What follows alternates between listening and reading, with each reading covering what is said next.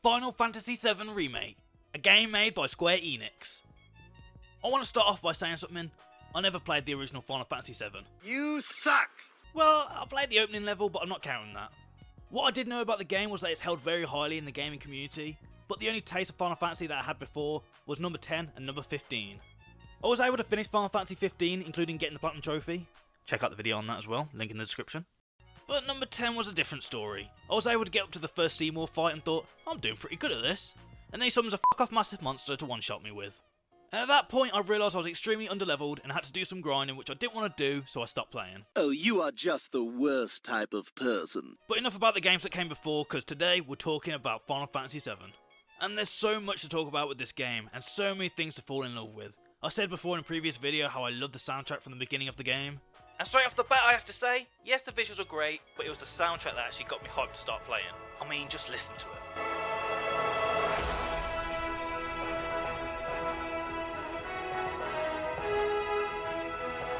But this game is full of other gems that you'll find yourself adding onto your Spotify playlist.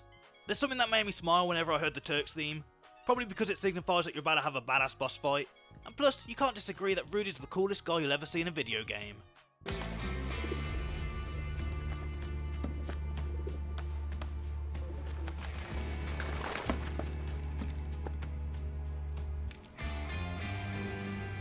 Hello, Aerith.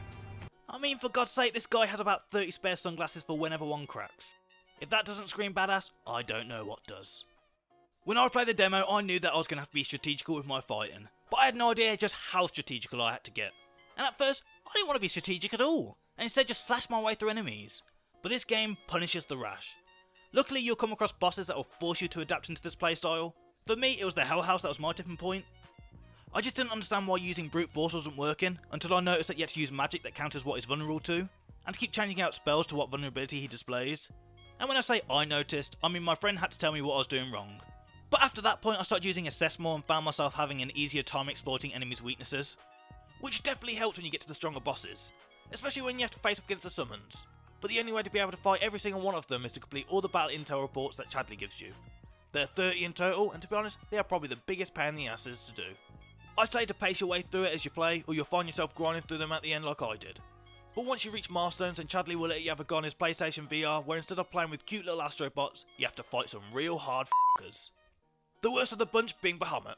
Have fun with this guy because he has a one-shot attack that will wipe you out in one full sweep. So go in with your strongest gear and keep hold of your revive spells. But I'd recommend fighting Bahamut before getting onto hard mode, because summoning him during boss fights is fantastic. You may not have noticed already by looking at the trophy list, but there is multiple playthroughs to complete. You must finish the game on normal first to be able to play hard mode. And can I just say, hard mode is disgusting. It is so hard. No shit. Bosses that you may not have struggled on before will be a lot tougher now, and bosses that you definitely did struggle on feel literally impossible. And suddenly, this stops feeling like a Square Enix game and starts feeling more like a From Software game. On hard mode, the Hell House decides he can summon Tombreeze, and not only that, a cutter and sweeper comes out halfway through to help him out. But you need to play through hard mode to be able to witness the secret bosses of the game that are found after completing all the Colosseum and Simulator challenges. The first one being the Malborough. At first I thought this was going to be such a straightforward boss fight until you started turning all my characters into frogs, which is my most hated aspect of this game. I cannot stand being turned into a frog, so I was so relieved when I got through this boss. But the other secret boss was the one I was the most nervous for. The journey for this boss is so long, and I thought it was going to be the nameless king of Final Fantasy VII. No, he's just a robot that you knock over by hitting his ankles. I've fallen, and I can't get up! This guy isn't a challenge at all, apart from being able to pick you up and siphon your health. He's a massive pain in the ass because whenever you think you've took out an arm or a leg, they just magically reappear again. Now stand aside, worthy adversary. 'Tis but a scratch. A scratch? Your arm's off. No, it isn't. Well, what's that then? Just a flesh wound. But overall, he's a huge pushover and a bit of a letdown. But have no fear if you're looking for a really hard boss in the game, because the final two are the ones you want to look out for. The Arbiter of Fate and Sephiroth himself. The Arbiter of Fate boss is just a complete clusterfuck if you're unprepared, because the Whispers will have no problem with just spamming you with attacks. The only advice I can give is to apply ice onto your weapon and just pray. That's it really. I reckon I got lucky winning this fight, and probably couldn't do it again if you put it in front of me. But the real stress and tension comes with Sephiroth. And this fight on hard mode really shows how this guy earned his own song where the only lyric is his name.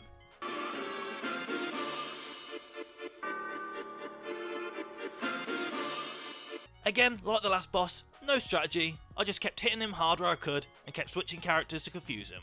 The best bit about this fight on hard mode is that it fits the mood of the story really well, because you really feel the tension and desperation of the characters when you're all literally on 1 HP and you deliver the final blow.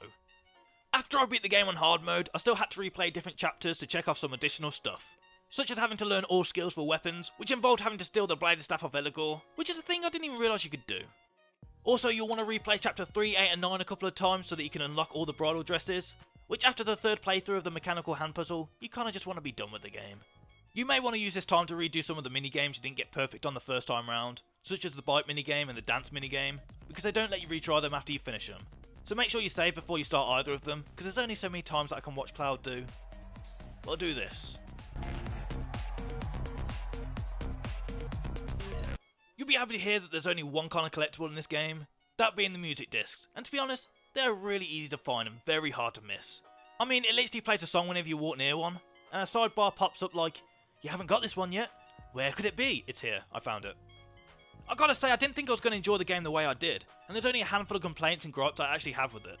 There's moments in the game that were clearly put in to drag things out, the mechanical arm section being a good one, and Cloud walking really slowly with his random migraines. But there are many more moments that felt they were just in there to pad time. Man, why we gotta get all these damn key cards just to get anywhere? But apart from that, no complaints. Actually, I could have been a much happier person without these little shits in here, but apart from that, I loved this game.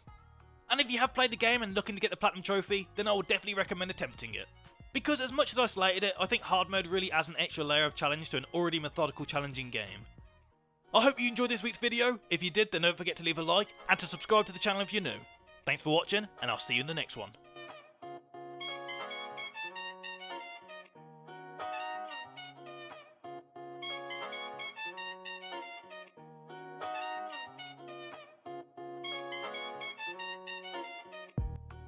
Isn't it nice that they gave Cloud from Kingdom Hearts his own game?